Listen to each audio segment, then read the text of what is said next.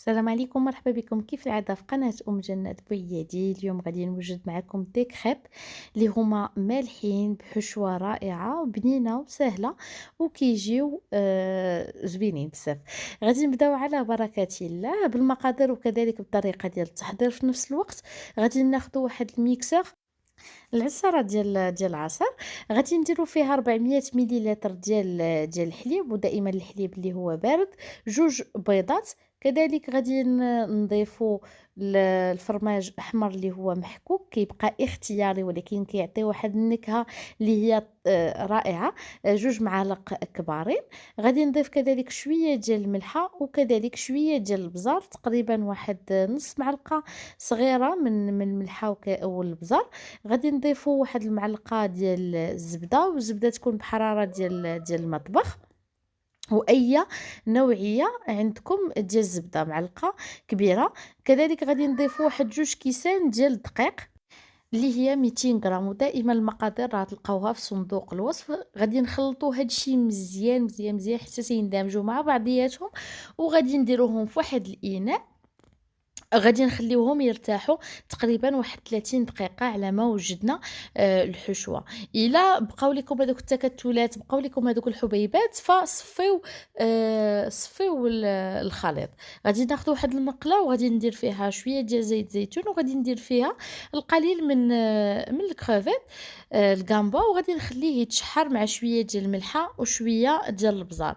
بالنسبه للحشوه كتبقى اختياريه، تقدروا ديروا الكفته، كتقدروا ديروا لا داند، يعني اي حاجه عندكم كتقدروا تستعملوها في الحشوه. تقدروا ديروا بصيله هكا مقطعه مع الفلفله وشويه ديال الكفته، حتى هي كتعطي نكهه زوينه وكتعطي مذاق زوين.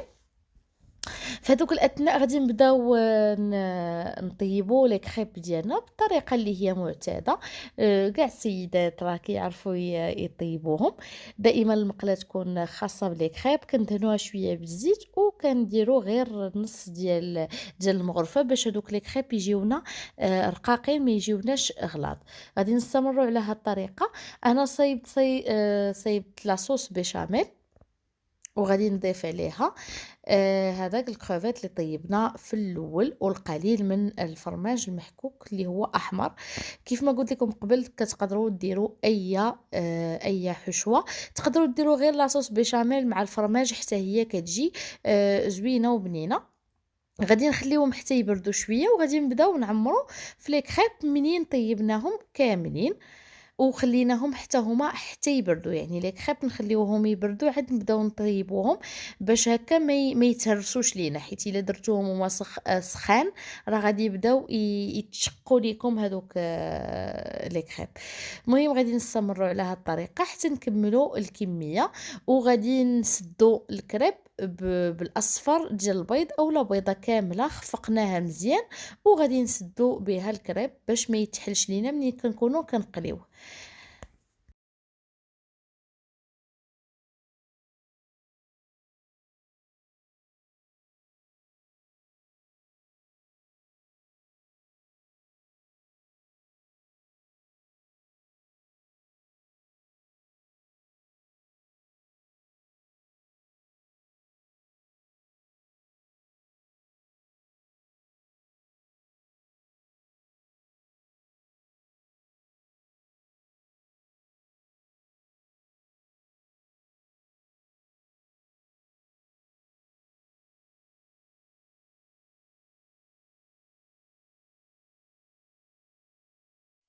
كنستمروا على هاد الطريقه حتى تنكملوا الكميه اللي عندنا. من بعد كناخذوا البيض اللي خفقناه مزيان، كنفندوا فيه هذاك الكريب اللي عامر كيف ما كتشوفوا كتلاحظوا في لا فيديو. ومن بعد كنديروه في لا شابور اللي انا عندي منسم بشويه ديال الزعتر.